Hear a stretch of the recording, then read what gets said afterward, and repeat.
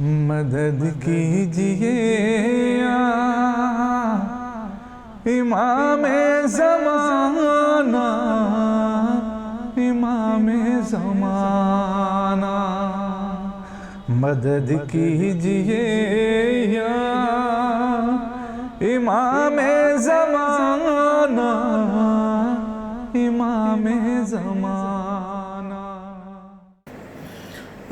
اعوذ باللہ السمیع العلیم من الشیطان الرجیم، بسم اللہ الرحمن الرحیم، الحمد للہ رب العالمین، والصلاة والسلام علی اشرف الانبیاء والمرسلین وعلی آلہ الطیبین الطاہرین المعصومین، سیما علی بقیۃ اللہ فی العالمین، واللعنۃ الدائمۃ الباقیۃ علی اعدائہم اجمعین۔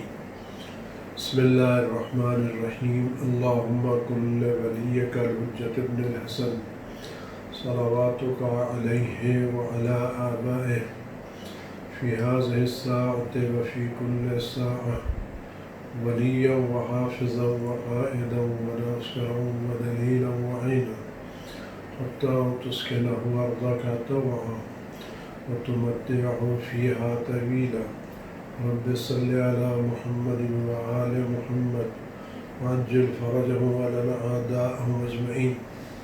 ناظرین کرام، السلام علیکم ورحمۃ اللہ وبرکاتہ۔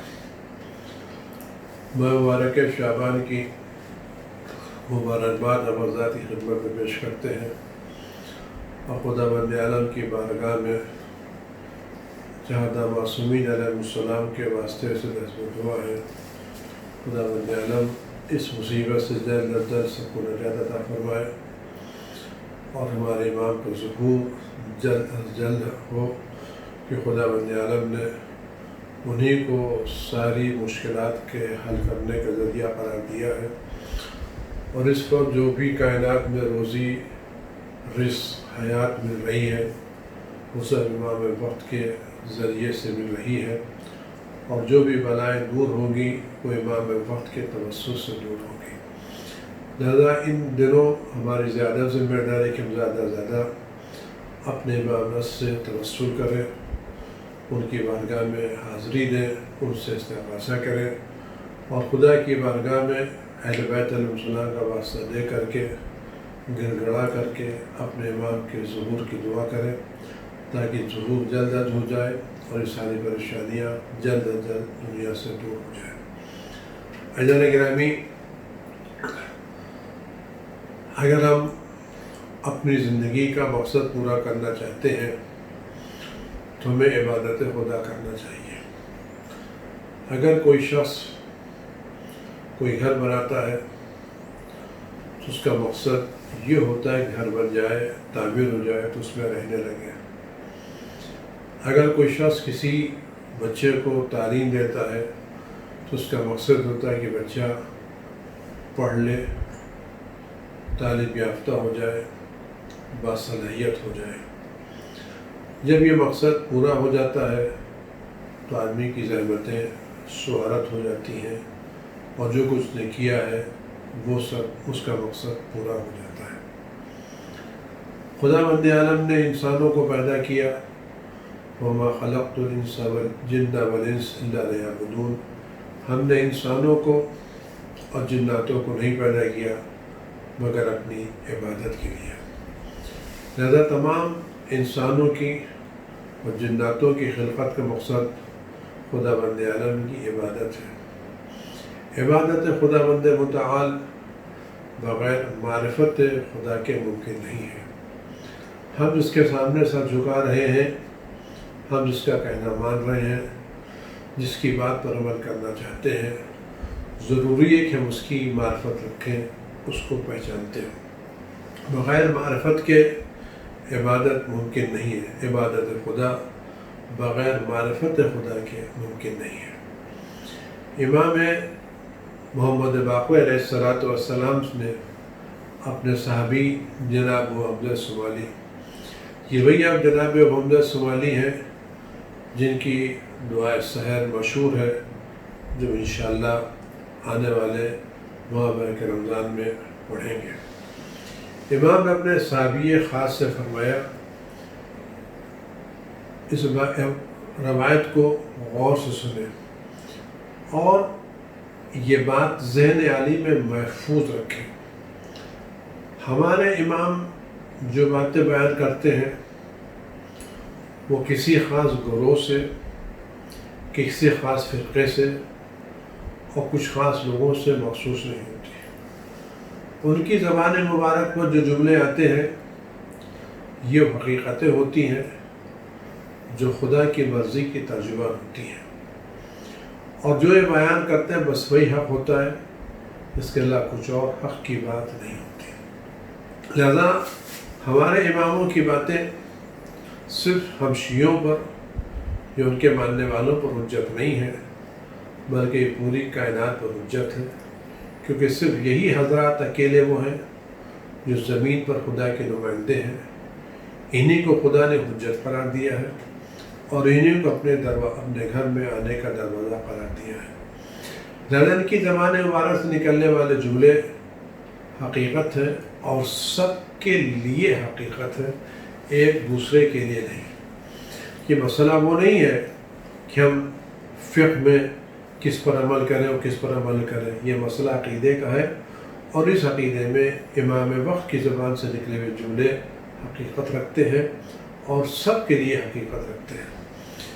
اور فرمائے امام کیا فرماتے ہیں کہ معرفت خدا بند متعال کیا ہے؟ امام نے اپنے صحابی جناب عبدہ سمالس فرمایا، یقیناً خدا بند عالم کی عبادت بس وہی کرتا ہے جو اس کی معرفت رکھتا ہے، اور جو خدا کی معرفت کے بغیر اس کی عبادت کرتا ہے اس کی عبادت حیرانی اور گمراہی کے علاوہ کچھ اور نہیں ہے۔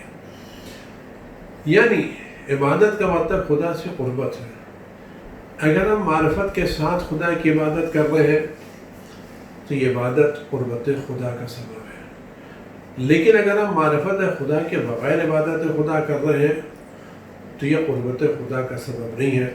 یعنی ہم چل تو رہے ہیں لیکن ہماری کوئی منزل، ہمارا کوئی مقصد معین نہیں ہے، ہم حیران و پریشان ہیں، چلے تو جا رہے ہیں لیکن ہمارا کوئی مقصد، کوئی ہدف معین نہیں ہے، ہم کبھی بھی کسی منزل تک نہیں پہنچیں گے۔ لہٰذا معرفت خدا کے بغیر عبادت خدا ممکن نہیں ہے، اور عبادت خدا صرف وہ کرتا ہے جو خدا کو پہچانتا ہے۔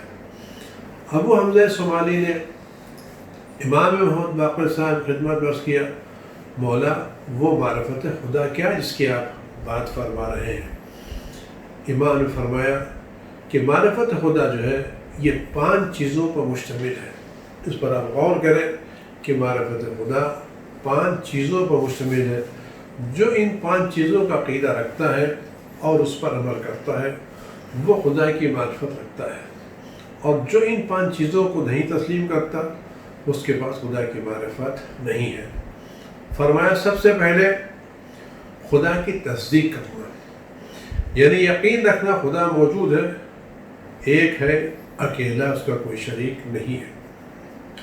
اس معرفت کا دوسرا حصہ اس کے رسول کی تصدیق کرنا، یعنی خدا بند عالم نے ہماری ہدایت کے لیے، انسانوں کی ہدایت کے لیے رسول بھیجا ہے۔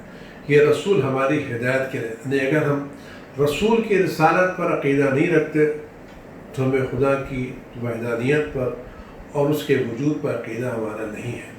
تو سب سے بات خدا کے وجود کی تصدیق کرنا، خدا موجود ہے، اور دوسرے رسول خدا صلی اللہ علیہ وسلم کی رسالت کی تصدیق کرنا۔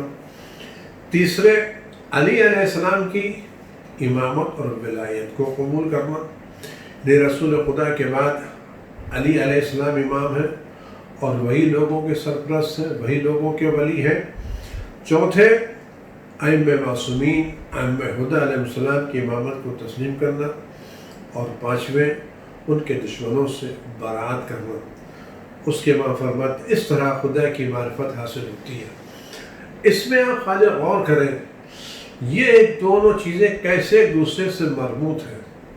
مسئلہ صرف عقیدے کا نہیں ہے، مسئلہ اس حقیقت کا ہے جو روایت میں پوشیدہ ہے۔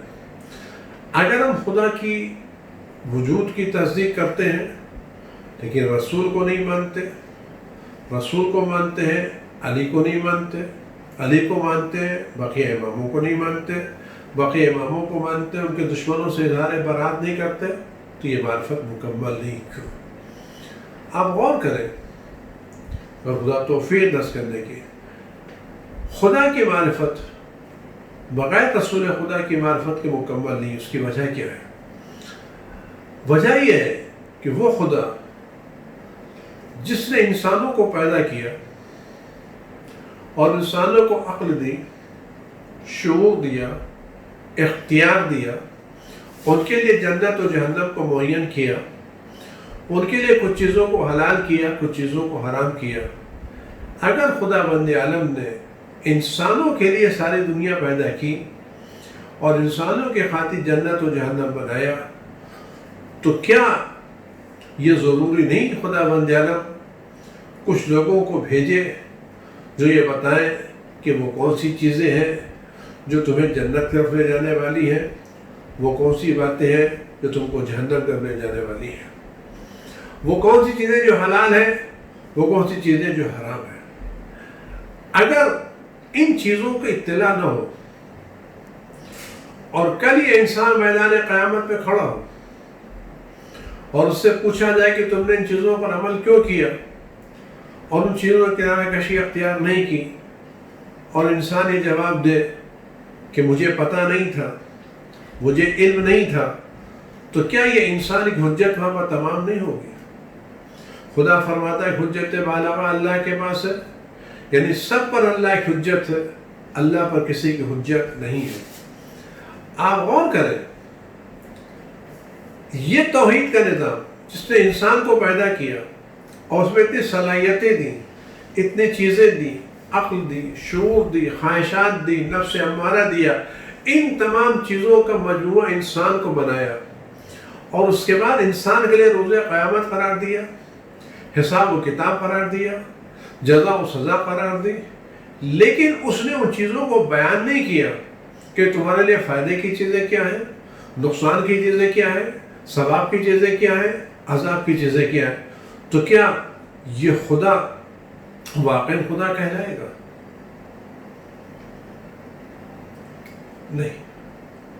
خدا کی خدائی اس وقت مکمل ہوگی جب اس نے انسان کو پیدا کیا، اس کے ساتھ رسول کو بھی بھیجے، رسول کو بھیجے تاکہ آنے کے بعد رسول لوگوں کو بتائیں کہ اللہ کا منشا تم سے کیا ہے، اللہ تم سے کیا چاہتا ہے، اللہ کی غرض کیا ہے، اللہ کن باتوں سے ناراض ہوتا ہے، اللہ کن باتوں سے خوش ہوتا ہے، اللہ کی مرضی کن باتوں میں ہے، اللہ کی ناراضگی کن باتوں میں ہے، ثواب کن باتوں میں ہے، عقاب کن باتوں میں ہے۔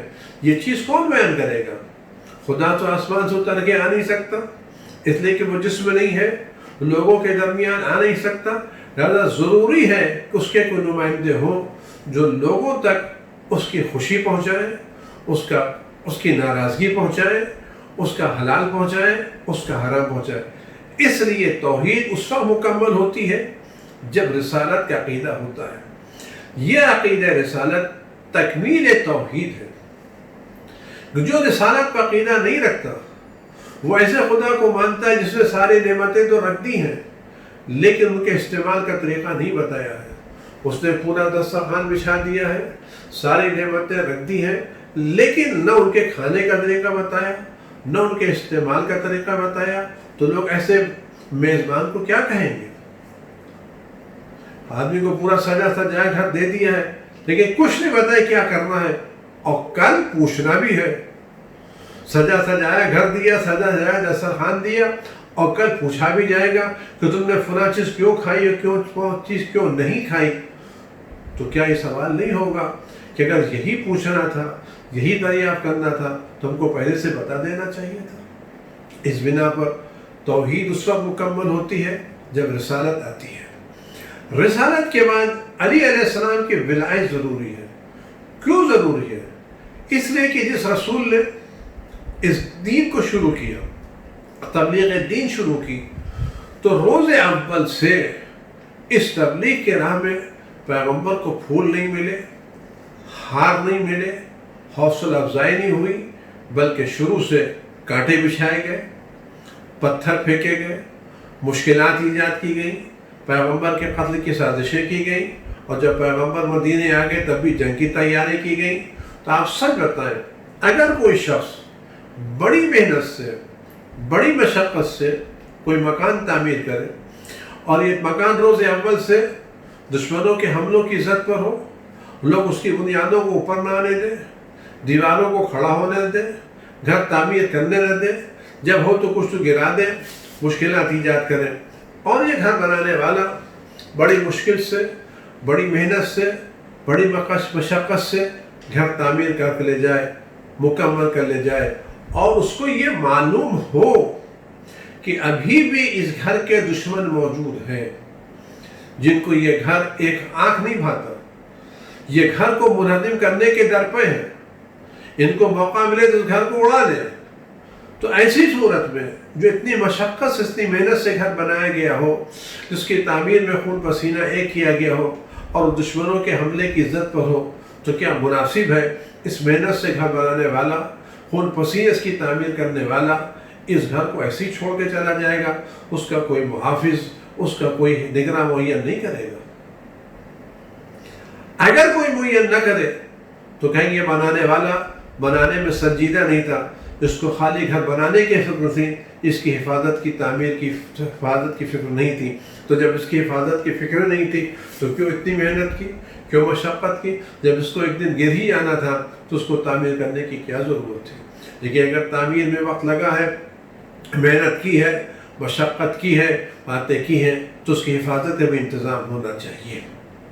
اس بنا کے اوپر رسالت اس وقت مکمل ہوگی جب اپنی زندگی میں اس گھر کا ایک محافظ بنا کے جائیں۔ اس محافظ کا نام امامت ہے، جو علی ابن ابی طالب علیہ السلام کی شکل میں رسول خدا نے امت کے حوالے کی ہے۔ ایک مرتبہ مجھ سے راستے میں ٹرین میں ایک شخص سے ملاقات ہوئی، رات کا وقت تھا، سر پا امامہ دیکھ کے پوچھا آپ کون ہیں؟ میں نے کہا میں مسلمان۔ کا شیعہ ہیں؟ کہا میں شیعہ ہوں۔ کہیں بتائیں آپ میں اور اہل سنت میں کیا فرق ہے؟ میرے پاس وقت بہت کم ہے، اگر آپ تھوڑے سے وقت میں اس شخص کو بتا سکتے ہیں تو آپ مجھے بتا دیں۔ میں نے صرف اس سے اتنا عرض کیا کہ آپ یہ بتائیں آپ کا کوئی نہ کوئی کارخانہ ہوگا، کوئی نہ کوئی کاروبار ہوگا؟ کہ جی ہاں میرا کارخانہ ہے، میرا کاروبار ہے۔ آپ نے بڑی محنت مشقت سے تیار کیا۔ میں نے یہ بتائیں اگر آپ نے جس محنت مشقت سے کارخانہ یا کاروبار لگایا، اگر آپ کچھ دنوں کے لیے بمبئی سے باہر جا رہے ہو اور اس کارخانے سے دور جا رہے کچھ دنوں کے لیے، تو کیا آپ کارخانہ ایسے ہی چھوڑ کے جائیں گے یا اپنی موجودگی میں کسی کو اس کا ذمہ دار قرار دے کے جائیں گے؟ آپ کیا کریں گے؟ جس کارخانے میں آپ نے خون پسینہ لگایا، محنت کی ہے، اگر آپ کچھ دنوں کے لیے چھوڑ کے جا رہے ہیں تو کیا آپ اس کارخانے کو مزدوروں کے حوالے کر کے جائیں گے، ان کے رحم و کرم پر چھوڑ کے جائیں گے، یا اس کے لیے کوئی نہ کوئی آدمی اپنی طرف سے معین کر کے جائیں گے؟ کہنے لگے میں ضرور معین کر کے جاؤں گا، میں کیسے کارخانے کو بغیر کسی آدمی کے، بغیر کسی نمائندے کے، بغیر محافظ کو چھوڑ دوں؟ میں ضرور معین کر کے جاؤں گا، میں بغیر معین کیے جاؤں گا نہیں۔ میں نے کہا فرق ہم میں اور دوسروں میں یہی ہے، ہم شیعہ اس بات کے قائل ہیں کہ پیغمبر اکرم صلی اللہ علیہ وسلم نے اپنی زندگی میں دین اسلام کا محافظ علی ابن ابی طالب اسلام کو قرار دیا، وہ دین کا محافظ بنا کے گئے اپنی زندگی میں۔ دوسرے لوگ اس بات کے قائل ہیں پیغمبر دین اسلام کی عمارت لوگوں کے رحم و کرم پر چھوڑ کے چلے گئے۔ تو یہ امامت کا عقیدہ تکمیل نبوت ہے۔ وہی نبی ہے جو اپنی زندگی میں اپنے وسیع کو معین کر کے جائے۔ لہذا رسالت کی تکمیل کے لیے امامت ضروری ہے، اور چونکہ یہ سلسلہ دین اور یہ امارت دین صبح قیامت تک باقی رہنے والی ہے، یہ چند دنوں کی، چند صدیوں کی نہیں ہے، بلکہ اس کا سلسلہ صبح قیامت تک باقی رہنے والا ہے۔ جب صبح قیامت تک باقی رہنے والا ہے تو اس کے محافظین بھی ایسے ہونا چاہیے جو صبح قیامت تک باقی رہنے والے ہوں۔ اگر عمارت صبح قیامت تک باقی رہنے والی ہے تو محافظین بھی صبح قیامت تک باقی رہنے والے ہوں۔ ان محافظین کو جو صبح قیامت تک دین اسلام کی شریعت پیغمبر اسلام صلی اللہ علیہ وسلم کی حفاظت کر رہے ہیں، ان کو ائمہ معصومین سے تعبیر کیا جاتا ہے، جن کی پہلی کڑی حضرت علی بن ابی طالب علیہ السلام ہے، اور جن کی آخری کڑی حضرت حجت ابن الحسن عسکری صلوات اللہ السلام علیہ۔ اب آپ غور کریں، 4 چیزیں ہوئی: توحید، معرفت خدا کے لیے توحید کی تصدیق، رسالت کی تصدیق، امامت کی تصدیق، اور ائمہ معصومین کی امامت کی تصدیق۔ اب آپ غور فرمائیں، وہ گھر جو اتنی محنتوں سے بنایا گیا ہو اور جس کی حفاظت میں انہوں نے کام کیا ہو، اور اس کے دشمن موجود ہو جو ہر قدم پر اس کو مسمار کرنے کے لیے تیار ہو، ہر قدم اس کو برباد کرنے کے لیے تیار ہو، تو آیا ان دشمنوں سے ہوشیار رہنا یا ان دشمنوں سے دوری بنا کے رکھنا ذمہ داری ہے یا نہیں؟ اگر کسی کو اس عمارت سے محبت ہے تو یقیناً ان دشمنوں سے دوری بنائے رکھے گا جو عمارت کے دشمن ہیں اور عمارت کو مسمار کرتے چلے جا رہے ہیں۔ اسی کا نام ہے کہ ان لوگوں سے برات کرنا جو دین کے دشمن ہیں۔ ہماری دشمنی کسی سے نہیں ہے، ہماری ذاتی دشمنی کسی سے نہیں ہے، ہم انہی لوگوں سے برات کا اظہار کرتے ہیں جو دین اسلام کے دشمن ہیں، ہم انہی سے برات کا اظہار کرتے ہیں جو شریعت کے دشمن ہیں، ہم انہی سے برات کا اظہار کرتے ہیں جو امامت اور ولایت کے دشمن ہیں۔ آپ غور کریں تو یہ امامت ضروری ہے، اور اس معرفت کے سلسلے میں آخری کڑی حضرت حجت ابن الحسن عسکری صلوات اللہ السلام علیہ کی ذات ہے۔ یہ معرفت، اس پر امام، ہمارے وقت کے امام حضرت حجت ابن حسن عسکری صلوات اللہ السلام علیہ ہے، وہ اس وقت دین کے محافظ ہیں اور دین کی حفاظت کر رہے ہیں۔ اگر آج وہ دین کی حفاظت نہ کر رہے ہوتے تو دین مٹ گیا ہوتا۔ وہ غیبت میں ضرور ہے لیکن غفلت میں نہیں ہے۔ ہم ان کو نہیں دیکھ پا رہے ہیں، وہ ہم کو دیکھ رہے ہیں۔ وہ دین کی حفاظت کر رہے ہیں، قدم قدم پر حفاظت کر رہے ہیں۔ البتہ ان کا مزاج ہمارا جیسا مزاج نہیں ہے کہ ایک حفاظت کر کے، ایک کام کر کے پیپر میں تصویر چھپوائیں، اخبارات میں دیں، سوشل میڈیا میں آئے۔ کیوں؟ اس لیے جو خدا کے لیے کام کرتا ہے اس کو دوسروں کی تعریف کی فکر نہیں ہوتی، اور جو دوسروں کی تعریف کے لیے کام کرتا ہے اس کو خدا کی فکر نہیں ہوتی۔ سارا کام کا دار و مدار نیتوں پر ہے۔ اگر ہم یہ کام کر رہے ہیں کہ ہماری تصویر چھپے، سوشل میڈیا میں ہم آئیں، تو ہم نے جس کام کے لیے کام کیا وہ مل گیا۔ اب ہم خدا سے کس چیز کا مطالبہ کریں؟ ہم نے خدا کے لیے کیا ہی کیا؟ اور یہ کہنا کہ ہم نے سوشل میڈیا کے لیے بھی کام کیا ہے، خدا کے لیے بھی کام کیا ہے۔ خدا کہتا ہے میں بہترین شریک ہوں، میں صرف اس عمل کو قبول کرتا ہوں جو 100% میرے لیے انجام دیا جائے۔ اگر کوئی عمل ایسا ہے جو 99% میرے لیے ہو اور 1% کوئی دوسرا شریک ہو تو میں بہترین شریک ہوں، میں 99% بھی اس دوسرے کو دے دیتا ہوں۔ لہذا اس دور میں امام وقت علیہ السلام ہمارے حجت ابن حسن صلوات اللہ، ہمیں ان کا انتظار کرنا چاہیے۔ اگر ہم ان کا انتظار کر رہے ہیں اور ان سے قریب ہو رہے ہیں تو قریب ہونے کا مطلب ان کے راستے پر چلنا، ان کے مشن پر چلنا، ان کے اخلاق کو اختیار کرنا، ان کے کردار کو اختیار کرنا۔